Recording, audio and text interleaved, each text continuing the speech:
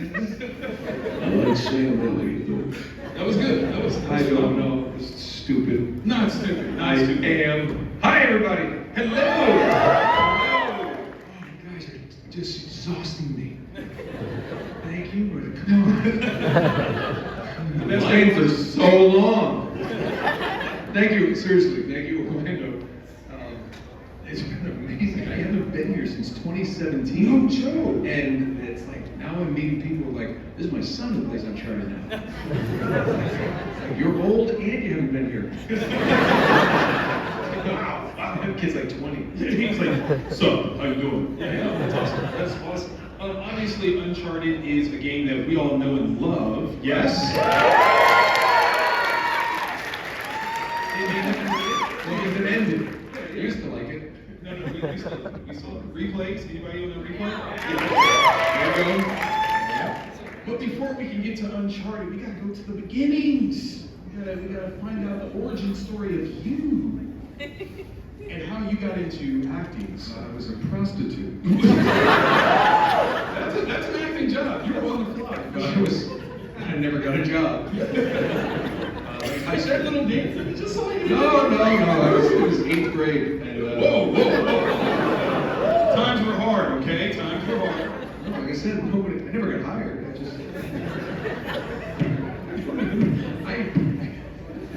I haven't stopped. I'm already punchy. If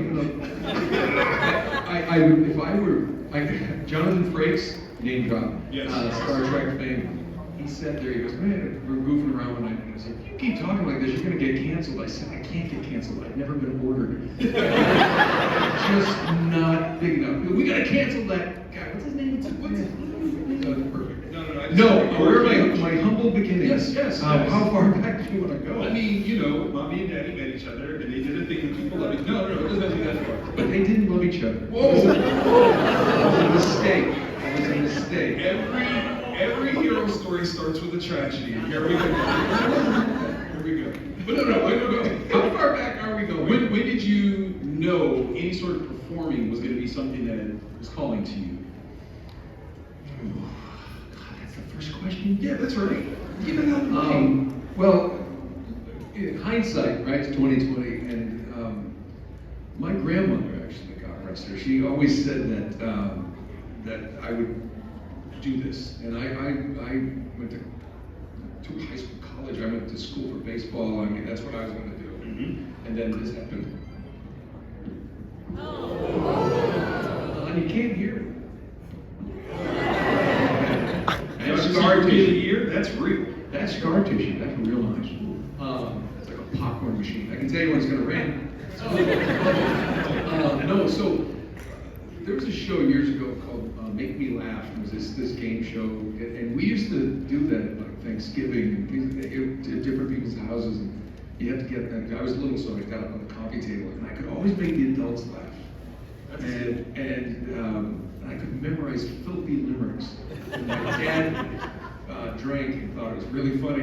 And they'd wake me up when they had dinner parties, and I'd go down, and I couldn't. And I think it was something. I didn't know I was going to be an actor, but I knew that I really loved making people laugh and affecting people something. And it was just something as simple as that.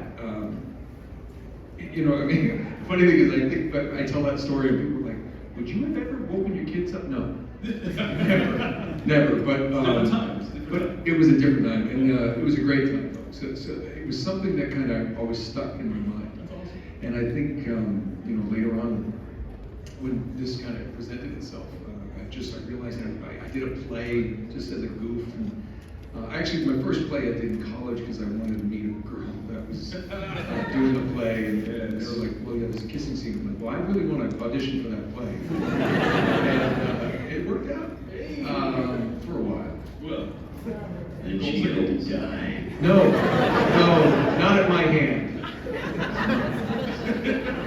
It's a baseball bat. But the point is, this is why he was woken up at night, people. This is what happened. I'm so punchy. I had to get coffee. Woo! Yeah. Ric Flair. Thank you. I actually met him at a convention one time, and his table was right next to me. And he goes, "Hi, Ric Flair. Who the hell are you?" Nolan North. He goes, Nolan North, great name. Woo! And he squeezed my hand as he did it, and I was like, yeah, it hurts, but it's okay. It was cool. That's something I like to tell people. You know, here, I mean, this morning I was getting coffee before we came out, and Henry Winkler's right there. He's like, and I'm just like, and I was like, hey, how's the coffee? In my head. He's so nice, and I truly kind of nerd out on some of the people that are here. Like it's really cool. I remember the first time working with somebody like Mark Hamill, Kevin Conroy, and you walk into the room, you're like, dressed like you for Halloween, nice little. And now I go into sessions and people are like, I dress like Nathan Drake for Halloween. I'm like, get out. So don't bring that up. No, you can't. Just not if we're working together. That does get a little weird. I can understand. I may never get hired again, so No, not even better. You absolutely better. Okay, so when it comes to acting, you chased a young lady, and that was kind of a goal. Led to another young lady. There we go. There was a lot of, yeah, so I did theater in New York. I did it in college. I was playing baseball in college. The shoulder got hurt. I had to get these like arts credits or something, acting class. I'm like, it's easy, whatever, it's acting. And it was fun, and she was in the class, and then they did a play, and she was in the play, and then I fast forward, went to grad school to be a reporter, because I did a journalism degree, but I never went to class. So I was playing baseball and chasing the girl in the play. It's college, it's fun. Stay in school. Or no, these days, I don't even know. That's true. It's too expensive. Any parents? Trade school. Come on. It's terrible. But it's true. It's true. It's weird. My kids are in college. I'm like, why? You just, can't even spell. They say that's my fault. Probably. No, anyway, seriously, I was a reporter for a year in New York, New Jersey. It was horrible. It just, the worst things in the world I've seen and smelled.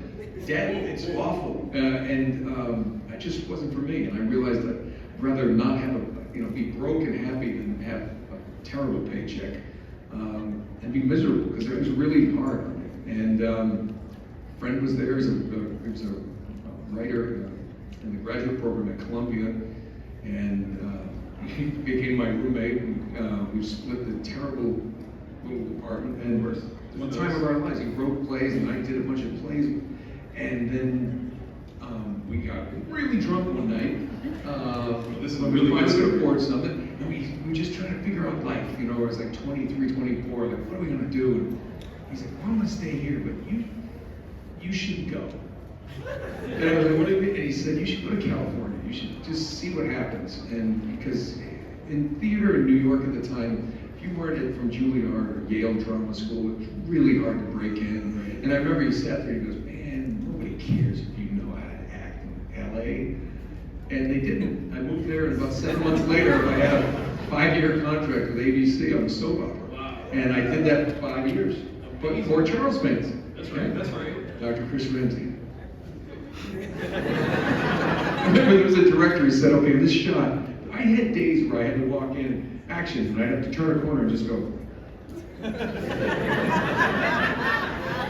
And then leave. That was the whole day, and I'm like, great, I got a tea time at 9:30. 9:30, I just got that new Tyler's driver, trying to get the elbow to the side. Anybody, if you know, Yeah. No, 1 or 2? Shallow the club, is what I'm saying. That's what happens. Okay, but no. And that's what happened. Yeah. And that's, then from there, real quick, the show got euthanized after 5 years. It's like the way I put it. It needed to die. That's a nice time. Great show. Fun, good at the time, had to go. Then, I literally just started doing like the JAG, the CSI Miami, every actor has to do these things. I did a few things for HBO, and then somebody one day just said, hey, you know what, you should talk to my voiceover agent. You're always goofing around with us, the voices and the accents. And then I woke up here in Orlando. And it's all been a beautiful, blissful dream. Thanks to you guys. Makes some noise.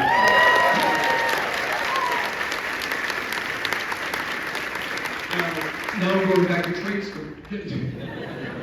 Plumbers. Plumbers. Be a plumber. And let's go. Electricity will kill you, but plumbing, and my plumber charges a fortune. I'm going to charge you a fortune. Yeah, there you go. There you go. Will you do voices as you? No, that's extra. Worth it. Worth it. That'd be great though. It looks like the toilet was backed up. Somebody probably clogged it with a big turd. Christopher Walken, plumber. That would I can charge. I just watched that movie. Would y'all watch that?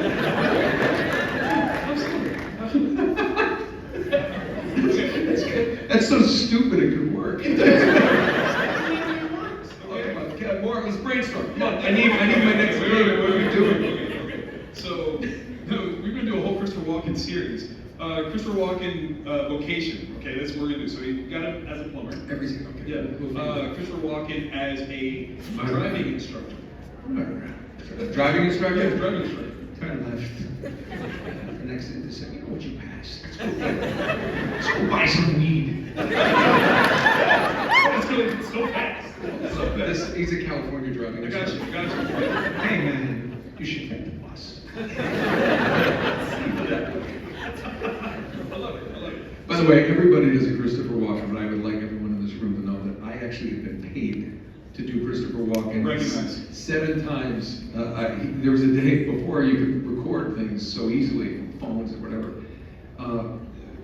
If he did a movie and they're in post-production, Right. he could be in Prague shooting his next film. They can't get in there, and they had voice matches. And I was his voice match on the West Coast. They had a guy in New York who did films that were post-production there. But if you ever see, there's a part in Man on Fire, they took her crazy, took the girl. That's me. That's It's you. like one line, I get residuals, click. Michael, it doesn't have to end like this. That's me. It's like talking to Adam Sandler. There's a bunch of them like little, good for you, man. Good for you. Good for you. Wait, that's you? For envy, yeah. We did I that. have quoted Good that for for you. years. Good for you, man.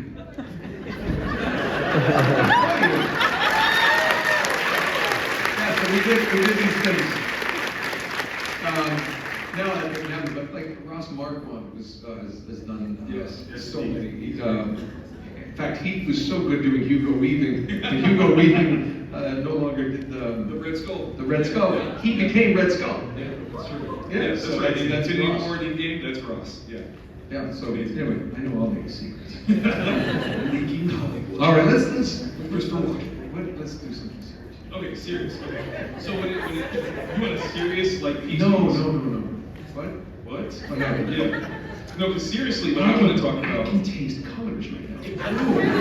Nobody's getting that coffee. Okay, well, drink it slowly. That's right.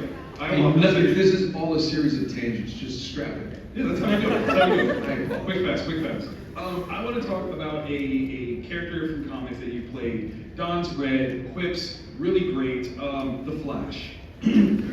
Crisis on Two Earths. You were brought in, and it was such a fun presentation of Flash, who, as presumably the Wally West version off of Michael Rosenbaum's. Are you forgetting that you were in this movie? Are you sure it was? Yeah, I'm absolutely sure. I'm 1,000,000% sure. Totally was Flash. Did you Google that? Yeah, absolutely. I was twice to confirm. I actually watched the movie a 3rd time just to make Just sure. Flash? You were Flash. No kidding. Really? I'm not. No. Promise you. Are you sure? This is I how know I play Flash. This is how I believe that Oh, the you're so true old. guy. So it's so old. Okay, so you That I don't remember I did Flash. He didn't say a whole lot. It was very fast. It was very fast. Well, that's Flash. Very good. Really? Yeah. So this is after Hulk versus. I know this looks like a gimmick. It's not. I really don't know I played Flash. Somebody Google This is after Hulk versus. Yeah. Look, please. That's I really feel like I'm having a stroke. A stroke of genius. After. It was not Nolan. What is Josh Keaton? No! Josh Keaton.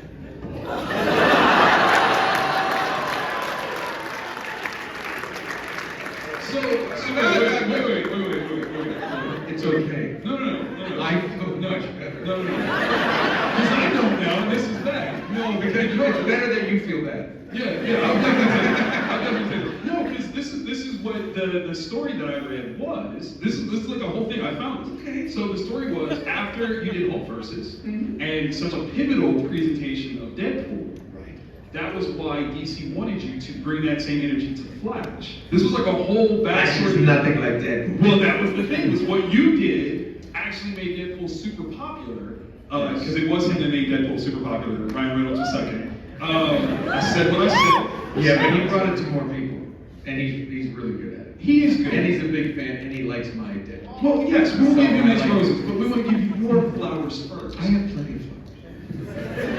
Plenty of flowers. You are the. I'm not the Flash. This is multiversal. Apparently, I'm having a whole Mandela effect here because I'm literally finding all this stuff out. I'm like, this is brilliant. I can see this, but I think this is funny. I'm This is glad. crazy. So what was what? Yeah, What film did you think of? What? It was Crisis on Two Earths. So I was in that. I think I was Green Lantern. You were. Yeah. Is that it? So was it something that you were supposed to go for Flash? Because this is the whole story. Was that with the? I disagree. Having your conversation Ask right my now. wife. Whoa. Good night, everybody. Actually, Don't don't ask my This wife. is so dirty. This guy's so dirty. Okay. So apparently the story that I read She was says no fanfic. very quickly. Hey, do you think so that? No. So fast. So fast. Okay, so playing superheroes is something that you do. Yes. Were you a comic book fan growing up? Yeah, actually, Spider-Man.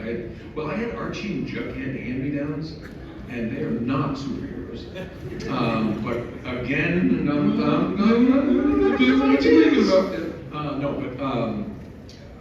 I had a bunch of Spider-Man comics. Okay. And I remember through these conventions, I got to meet Stan Lee and sit there and he's like, I like you, Ted. And I'm like, he knows me.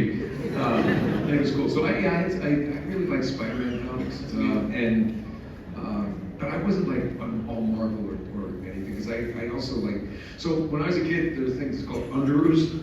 Come on, we all know And I this. had the Spider-Man underoos and I had the Superman, it just depended on the day. If I wanted to, we had a rope swing in the backyard, and so that's when I would push off the tree, pretend I was Spider-Man. And Superman was the one who would jump off the tree. Break my ankle. How often did you do that? Once. Alright, that's what happened to the shoulder. That's what it was. Pretty much. But when it comes to voice acting, that's such a different skill than being on stage or being on a show. How do you develop your characters' voices? How do you get inside their heads when it's not just you?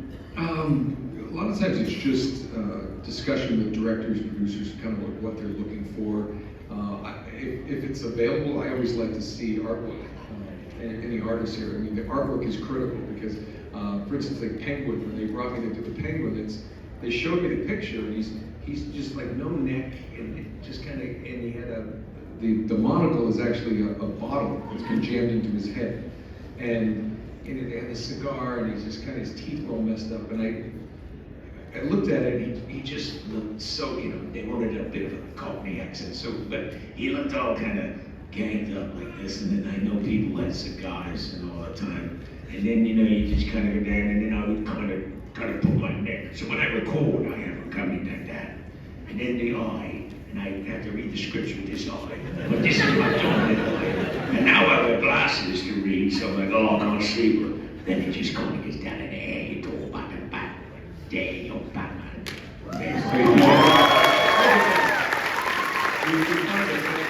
Anyway, doing it, it's kind of a physicality, because I'll walk out of those sessions with my neck and my shoulder, because I literally have to lower the mic and you get it, because you can do it over here, but when you get down these shoulders, it gets a little bit wetter, and it has a little more life to it, and a little more texture. I don't know what, but a lot of times, yeah. But in the absence of that, like anybody knows, I do a lot of Rick and Morty, Solar Opposites, and I'm just kind of the random different characters. I've had a few bigger characters like Scroopy Noopers and this Crover Lord or whatever, and I know there's another one, I can't remember his name, but I'm also just like Maurice LaMarche, Yes. another one. He and I are like kind of these utility guys, and what they'll do is it's all Zoom now, which is terrible. they'll come in and like, hey Nolan, you're like, okay, what are we doing about this guy? And they'll just say, this is what he is, and they're like, what are you thinking about? Like, you know, well, he's kind of this. Like for instance, I'm the vice president. If you've seen Keith David's vice president, he's a little squatty, kind of looks like somebody compressed Dick Cheney into like a. And but he was like just kind of just like a Ross Perot, if you all remember him. But then he made a sort of an angry. So he's just kind of doing this voice, and because that's what he looked like. He looked angry, and he got A bit more, and it just was. But they'll say, at one time we took like some kind of one of the Kennedys that but has kind of very resonant voice like that, and just gave a little bit of a southern accent, and that's how he sounded like that. And we just, then he goes into Australia. I don't know, it's weird. But you find that they just kind of pitch him up, pitch him down, and it's this fun little game. And it's one of my favorite things about innovation is that it's just fun. I just did Star Trek Lower Decks. I do a bunch of that. Great show. And I remember the first time they brought me in before, there's a character he's a little boy and an old man who got stuck in the transporter. And they were like, we don't really know what it was to sound like. I'm like, well, what if we did both? And they go, what do you mean? I'm like, well, what if he's an old man and as he talks and says a line like he's sitting here in the whole convention, and then he just kind of goes into like a kid voice and then back to the old man. and they were like, yeah, let's do that. And but it was fun. It was just like, it's fun for me. It's rather than just, okay, this is the boys, I'm going to do it. And there's something about that challenge, and it's literally everything I got detention in school. I know that sounds funny, but it's like, so many times, go, you're out, you're just talking. I'd be in the back just going, I can I used to do my homeroom teacher, Mr. Fish. He kind of talked like this. And Mr. North, and he said, Mr. North, I'm like present. Get out of here.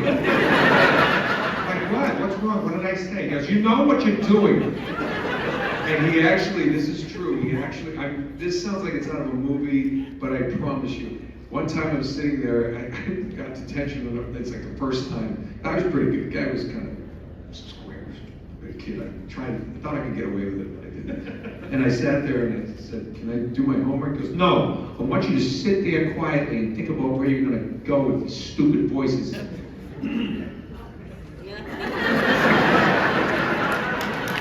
Hey, Mr. Fish. Wait, when was the last time you talked to Mr. Fish? I hope he's dead. Well, he's in the back of the room right now. No. He's probably dead. I don't want you to think I feel like I feel bad if he was, but he's drunk. I feel comfortable saying he's right. Somebody Google it. It's not a picture of hell. And I'm trying to think of, so I was afraid 8th grade, 9th grade, Right. It wasn't that long. Yeah, he's dead. Come on. Now I hope he is. This is not gonna. I don't mean that in a bad way, but I just wouldn't want him to hear that. Thank you for motivating me, Mr. Fish. There you go. There you go. Way to clean that up. Way to clean that up. Turn that around. Or, thank you for motivating me. See what I did there? I do like that. I do like that. As long as Mr. Fish isn't with the fishes, that's good. So.